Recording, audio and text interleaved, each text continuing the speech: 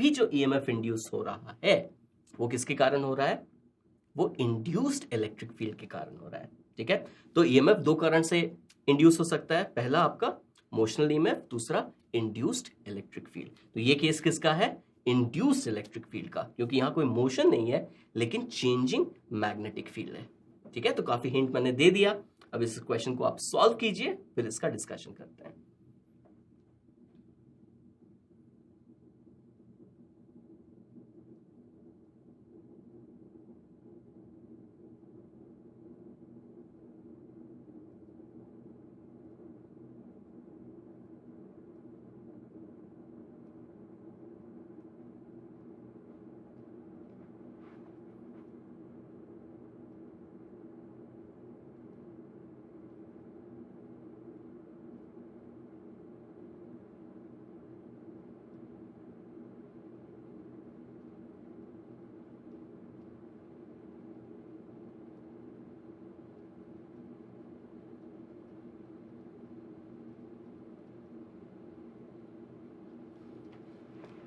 Alright, चलिए इसका discussion start करते हैं। तो इस क्वेश्चन को दो तरीके से सॉल्व कर सकते हैं। Magnitude of induce electric field निकालने का तो एक ही तरीका है, बट डायरेक्शन निकालने के दो तरीके हैं। या तो आप Faraday's law of electromagnetic induction use कर सकते हैं या फिर लेंजेस लॉ यूज कर सकते हैं। दोनों ही कर लेते हैं, क्या जाता है। ठीक है, तो सबसे पहले अगर हमें ईएमएफ इंड्यूस निकालना है तो क्या करना पड़ता है? इस लूप को एक सेंस देना पड़ता है। ठीक है, इस लूप को मैंने सेंस दे दिया। कैसा दे दूं मैं सेंस? चलो क्लॉकवाइज दे देता हूं। इस लूप को मैं क्लॉकवाइज सेंस दे देता हूं। आप एंटी क्लॉकवाइज भी दे सकते हैं, कोई तकलीफ नहीं है। तो इस लूप को मैंने एक क्लॉकवाइज सेंस दे दिया। अब ये जो क्लॉकवाइज सेंस है ये दो चीजों का डायरेक्शन डिटरमिन करेगा। ठीक है, किन चीजों का? सबसे पहले एरिया वेक्टर का डायरेक्शन। तो अगर लूप का सेंस मैंने क्लॉकवाइज चूज किया है तो एरिया वेक्टर किधर आ जाएगा? एरिया वेक्टर अंदर की तरफ आ जाएगा। एरिया वेक्टर किधर आ जाएगा? Going in to the plane of the screen, क्योंकि भाई फ्लक्स तो निकालना पड़ेगा ना। Correct, okay. तो एरिया वेक्टर किधर आ गया? अंदर की तरफ। दूसरा क्या हो जाएगा? दूसरा हमें डीएल का जो डायरेक्शन है, अगर छोटा सा पार्ट इस लूप के ऊपर लें तो उसका डायरेक्शन किधर होगा? उसका इस सेंस में डायरेक्शन होगा। ठीक है, तो हर जगह जो डीएल होगा वो कैसा होगा? हर जगह जो डीएल होगा वो ऐसा होगा। ठीक है, हर जगह जो डीएल होगा वो इस सेंस में होगा। अगर सेंस उल्टा लेते तो उल्टे डायरेक्शन में होता।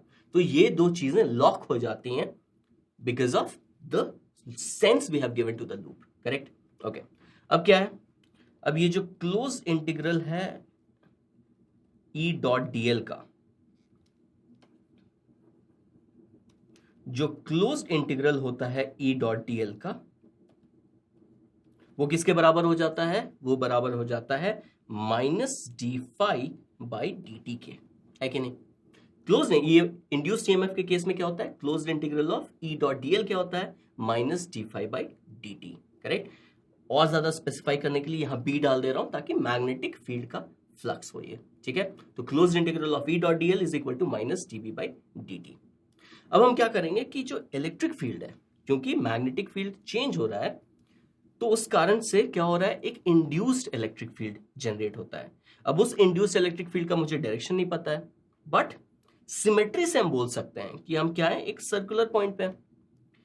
तो ये जो पॉइंट्स हैं वो इस मैग्नेटिक फील्ड के डिस्ट्रीब्यूशन के सिमेट्रिकल हैं, यानी कि हर पॉइंट पे मैग्नेटिक फील्ड का जो मैग्नीट्यूड होगा वो क्या होगा? सेम होगा। और सिमेट्री से यूज करके ये भी बोल सकते हैं कि इलेक्ट्रिक फील्ड जो, सॉरी मैंने मैग्नेटिक फील्ड बोल दिया, तो हर पॉइंट पे, इस लूप के हर पॉइंट पे जो इलेक्ट्रिक फील्ड का जो डायरेक्शन होगा, इलेक्ट्रिक फील्ड का जो मैग्नीट्यूड होगा वो सेम होगा। सिमेट्री से वो बात बोल सकते हैं।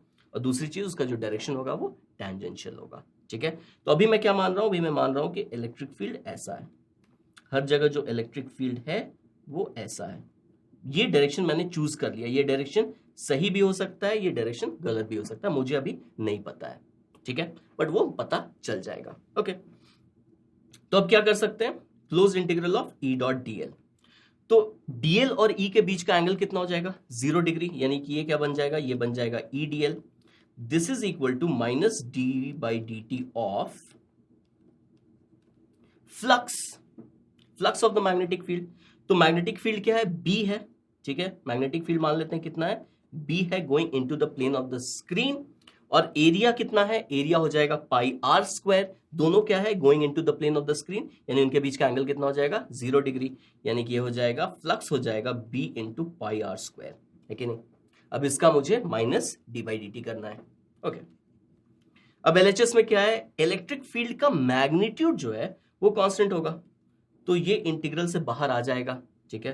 फिर ये हो जाएगा क्लोज इंटीग्रल ऑफ डीएल, और इधर क्या हो जाएगा, पाई आर स्क्वायर तो कांस्टेंट है, यानी ये हो जाएगा minus dB by d T.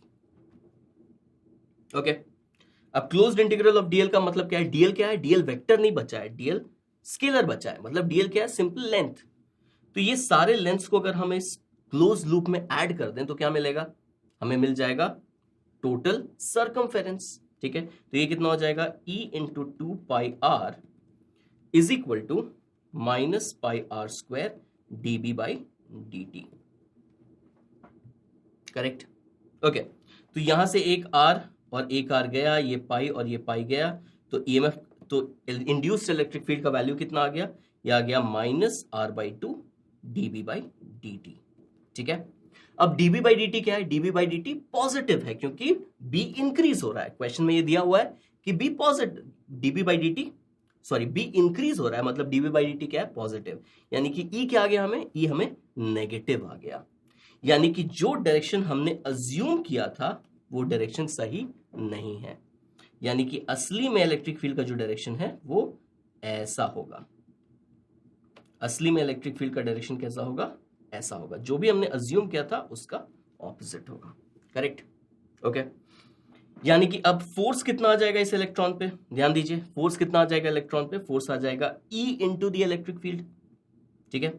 तो फोर्स आ जाएगा E multiplied by r by two d B by d t, इसका मतलब है एक्सेलरेशन कितना हो जाएगा, एक्सेलरेशन हो जाएगा force divided by mass, okay. और इलेक्ट्रिक फील्ड किधर है, टुवर्ड्स राइट, यानी कि इलेक्ट्रॉन के ऊपर फोर्स किधर लगेगा, टुवर्ड्स लेफ्ट, यानी कि मेरा आंसर आ जाएगा half E r upon m d B by d t towards left, ये हो जाएगा मेरा आंसर। तो बेसिकली हमने क्या किया, बेसिकली हमने closed integral of E dot dl is equal to minus d phi by d t use करके ई का वैल्यू निकाला, और ई क्या है, E is the induced electric field, correct, ठीक है। तो पहले इसको आप नोट कीजिए, मैग्नीट्यूड तो ऐसे ही निकलेगा, बट डायरेक्शन के लिए मैं आपको लेंजेस लॉ भी दिखा सकता हूं, तो पहले इसको फटाफट नोट कीजिए, फिर तुरंत डायरेक्शन की बात कर लेंगे लेंजेस लॉ से।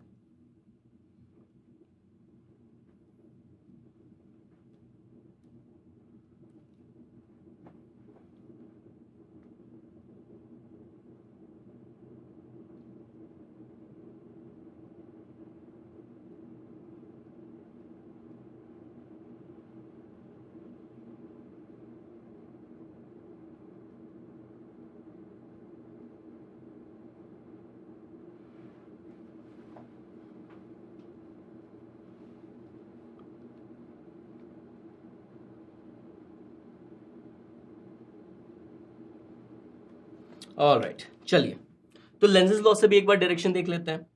अब मैग्नेटिक फील्ड क्या है, मैग्नेटिक फील्ड है going into the plane of the screen, correct. Magnetic field क्या है, going into the plane of the screen, और मैग्नेटिक फील्ड इंक्रीज हो रहा है, मैग्नेटिक फील्ड क्या हो रहा है, मैग्नेटिक फील्ड इंक्रीज हो रहा है, यानी कि जो फ्लक्स है वो क्या होगा, वो इंक्रीज होगा। तो जो magnetic field going into the plane of the screen है उसके कारण फ्लक्स इंक्रीज हो रहा है। तो ये लूप क्या करने की कोशिश करेगा, ये लूप ऐसे डायरेक्शन में करंट फ्लो कराने की कोशिश करेगा कि फ्लक्स क्या हो, घटे। फ्लक्स घटाने के लिए क्या करना पड़ेगा, इसको मैग्नेटिक फील्ड प्रोड्यूस करना पड़ेगा आउट, ठीक है। अंदर है मैग्नेटिक फील्ड, उसके कारण फ्लक्स बढ़ रहा है, फ्लक्स घटाना है तो क्या करना पड़ेगा, मैग्नेटिक फील्ड घटाना पड़ेगा, यानी कि मैग्नेटिक फील्ड को किधर प्रोड्यूस करना पड़ेगा, coming out of the plane, ठीक है। इस डायरेक्शन के मैग्नेटिक फील्ड के लिए करंट कैसे फ्लो करना चाहिए, current obviously anti clockwise flow करना चाहिए, एंटी क्लॉकवाइज करंट फ्लो करेगा तो बी का डायरेक्शन बाहर की तरफ आता है, ठीक है। यानी कि करंट जो फ्लो करता है वो इलेक्ट्रॉन के मूवमेंट से फ्लो करता है, तो अगर करंट एंटी क्लॉकवाइज है तो इलेक्ट्रॉन का मूवमेंट किधर होना चाहिए, क्लॉकवाइज होना चाहिए, यानी कि जो फोर्स है इलेक्ट्रॉन पे वो किधर लगना चाहिए, वो लगना चाहिए टुवर्ड्स द लेफ्ट, यानी कि इलेक्ट्रिक फील्ड किधर होनी चाहिए, इलेक्ट्रिक फील्ड होनी चाहिए इस डायरेक्शन में, करेक्ट, ठीक है। तो उससे भी हमें सेम रिजल्ट ही आएगा। ठीक है, तो उस केस में हम क्या कर सकते थे, कैलकुलेशन इजी करने के लिए सिर्फ मैग्नीट्यूड्स को ले सकते थे, डायरेक्शन वायरेक्शन माइनस साइन प्लस साइन का ज्यादा टेंशन नहीं लेना था, मैग्नीट्यूड निकालते, इलेक्ट्रिक फील्ड निकालते, मैग्नीट्यूड और डायरेक्शन हम लेंजेस लॉ से निकाल सकते थे। वो भी एक तरीका है, बट दोनों तरीके में कोई प्रॉब्लम नहीं है, आपका आंसर सेम आएगा। ठीक है, तो आई होप ये क्लियर है, और अगर ये क्लियर है तो हम क्या करते हैं, पहले ऑप्शन चेक कर लेते हैं। तो ऑप्शन ए हमारा करेक्ट ऑप्शन है, और अब हम चलते हैं नेक्स्ट क्वेश्चन पे। तो नेक्स्ट क्वेश्चन क्या है, a circular wire loop of radius capital R is placed in the x y plane, साथ साथ डायग्राम देखते जाइए, centred at the origin O. ठीक है, a square loop of side a much much less than R, तो हालांकि यहां पे जो ए है और आर है वो कंपेरेबल दिख रहा है, बट एक्चुअली जो ए है वो बहुत छोटा है, यानी कि लूप जो है बहुत बहुत छोटा है। Having two turns is placed with its center at z is equal to √3r। देख लीजिए, z is equal to √3r पे इस लूप का सेंटर है। Okay, along the axis of the circular loop as shown in the figure। Figure में सब कुछ बहुत क्लियर है। The plane of the square loop makes an angle of 45 degree with respect to the z axis। वो भी आप देख सकते हैं, plane of the loop 45 degree बना रहा है z axis के साथ। If the mutual inductance between the loops is given by mu naught a square upon 2 pi by 2 to the power pi p by 2 r, then the value of p is। तो basically हमें क्या निकालना है, हमें mutual inductance निकालना है। Mutual inductance हम कैसे निकालते हैं, म्यूचुअल इंडक्टेंस हम कैसे निकालते हैं, हम किसी एक लूप में करंट मान लेंगे I, किसी एक लूप में हम करंट मान लेंगे I। ठीक है, तो इस I के कारण जो फ्लक्स होगा थ्रू द अदर लूप, ठीक है, चलो इसको कह लेते हैं लूप 1, इसको कह लेते हैं लूप 2। ओके, तो हमने 1 में करंट माना, 1 में करंट मानेंगे तो मैग्नेटिक फील्ड होगा, मैग्नेटिक फील्ड होगा तो लूप 2 के थ्रू फ्लक्स होगा। तो हमें क्या निकालना है, लूप 2 के थ्रू फ्लक्स निकालना है, और ये क्या आएगा, ये प्रोपोर्शनल टू आई आएगा। ठीक है, ये क्या आएगा, ये प्रोपोर्शनल टू आई आएगा। तो जो भी प्रोपोर्शनैलिटी कांस्टेंट होता है वो बन जाता है, क्या बन जाता है, वो बन जाता है म्यूचुअल इंडक्टेंस। Correct, okay. तो अब इस सिचुएशन में हमें क्या करना है, इस सिचुएशन में हमें फ्लक्स निकालना है, और मैग्नेटिक फील्ड किसके कारण है, मैग्नेटिक फील्ड एक सर्कुलर लूप के कारण है। तो magnetic field due to a circular loop क्या होता है, ठीक है, तो उसको मैं कुछ इस तरह से लिखूंगा। चलिए अब इसको सॉल्व करते हैं। Magnetic field due to a circular loop क्या होता है, वो जाता है mu naught upon 4 pi 2 mu divided by capital R square plus small r square to the power 3/2। ऐसा होता है। म्यू क्या है, म्यू है इसका मैग्नेटिक मोमेंट। ठीक है, और क्योंकि मैंने एंटी क्लॉकवाइज ऊपर से अगर आप देखोगे, अगर जेड एक्सिस के थ्रू देखोगे तो मैं एंटी क्लॉकवाइज मैंने माना है, यानी कि मैग्नेटिक फील्ड का डायरेक्शन किधर होगा, यहाँ मैग्नेटिक फील्ड का डायरेक्शन यहाँ पे होगा, यानी कि यहाँ पे हमें बेसिकली मैग्नेटिक फील्ड निकालना है। Correct, okay. तो मैं इसको कैसे याद रखता हूं, मैं इसको ऐसे याद रखता हूं कि एक जो लूप है, एक जो सर्कुलर लूप है, वो कैसा बिहेव करता है, डाइपोल की तरह बिहेव करता है। और ये जो पोजीशन है ये कौन सा है उसका, ये उसका एक्सियल पोजीशन है। तो एक्सियल पोजीशन के लिए जो मैग्नेटिक फील्ड होता है वो कितना होता है,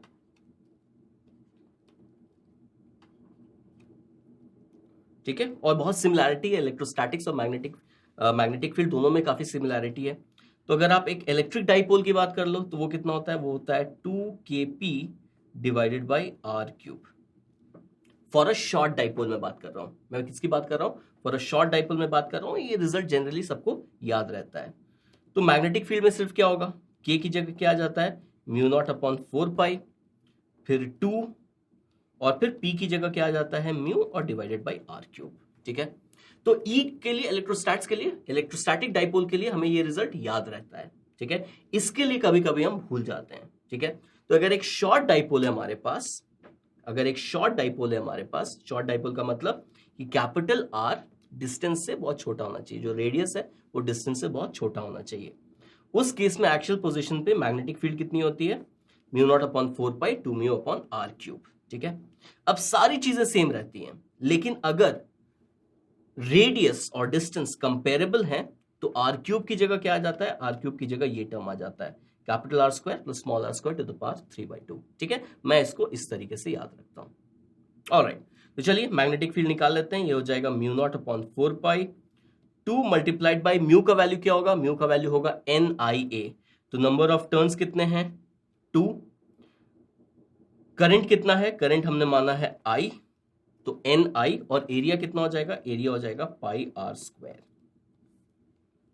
ठीक है, डिनोमिनेटर में क्या आएगा R स्क्वायर, रेडियस डिस्टेंस कितना है √3R है, यानी कि √3 का स्क्वायर करेंगे तो ये हो जाएगा 3R स्क्वायर और इसका टू द पावर 3/2।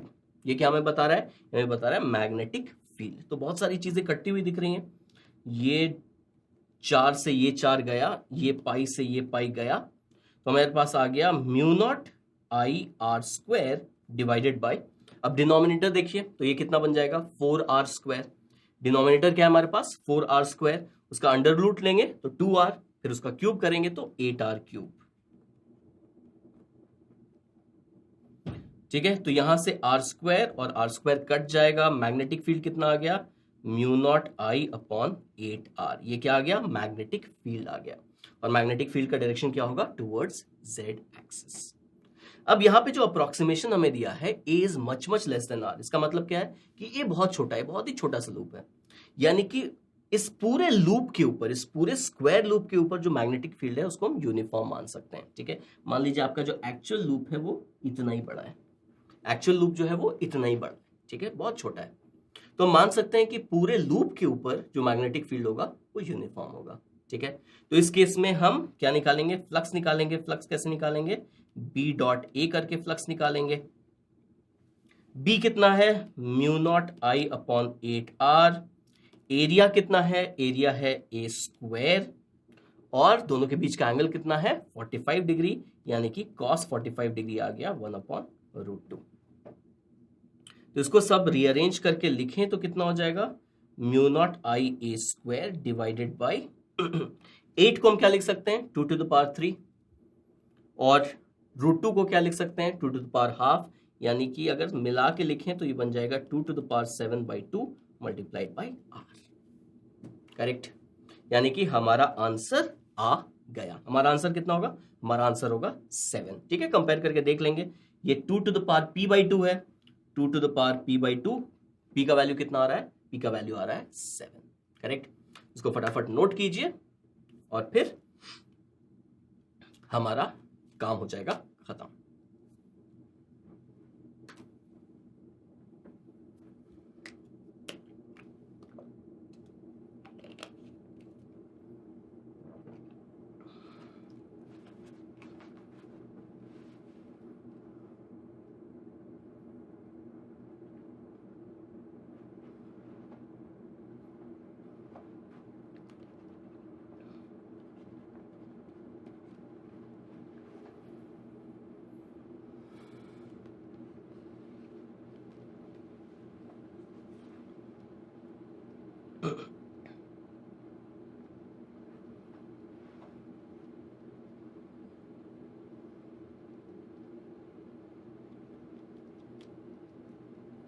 ऑलराइट, चलिए, तो I hope this is clear. Answer हमारा आ गया क्या, आंसर आ जाना चाहिए यार, कहाँ गया हमारा आंसर, चलो P इज इक्वल टू 7 आ गया हमारा आंसर। ओके, तो फिर आज का सेशन यहीं खत्म करते हैं। ये बहुत ही इंपॉर्टेंट चैप्टर है क्योंकि इसके ऊपर क्वेश्चंस आते हैं और बनने वाले क्वेश्चंस आते हैं, ऐसे बहुत एक्स्ट्राऑर्डिनरी डिफिकल्ट क्वेश्चंस रेयरली ही आते हैं। ठीक है, तो अगर आपको लग रहा है कि ये चैप्टर आपका उतना स्ट्रांग नहीं हो पाया है तो इसको और रिवाइज कीजिए और प्रैक्टिस कीजिए, प्रीवियस ईयर क्वेश्चन सॉल्व कीजिए, और इस चैप्टर को छोड़ना नहीं है, करके ही जाना है। ठीक है, तो फिर मिलते हैं नेक्स्ट सेशन में, तब तक के लिए keep practising, keep getting better and have fun with learning. Thanks for watching.